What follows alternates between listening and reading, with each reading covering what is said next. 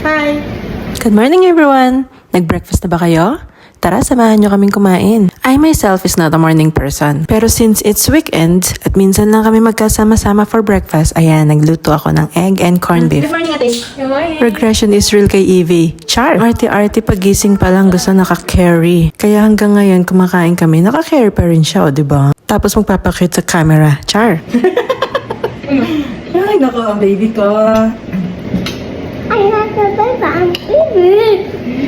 Ayun na yung tinatawag siyang baby. Ang bilis talaga ng panahon, grabe. Right after breakfast, nag-ready na kami para pumunta sa town kasi meron pa kaming kailangan bilhin para sa damit namin for the wedding na attendan namin this week. Ito yung usual na stop namin pag nasa town kami. Ang gastos, diba? Kasi ice cream pa lang 5 euro or 6 euro na. But since nag-breakfast kami, heavy breakfast in fact, kaya ayan, si Evie lang ang nag-ice cream. At syempre, hindi pwedeng hindi huminto sa mga kiddie rides like this.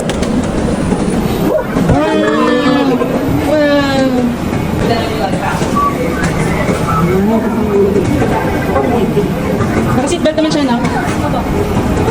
O diba, ang bad ng tatay. Ugayin daw ba? Char. Wow! Gumagal pa siya eh. Hi, Evie! Wow! That's so nice! Wow! Up in the sky!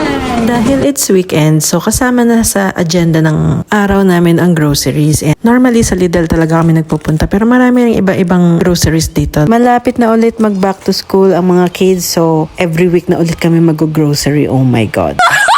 Siyempre kailangan may exposure asawa ko. Thank you again for watching!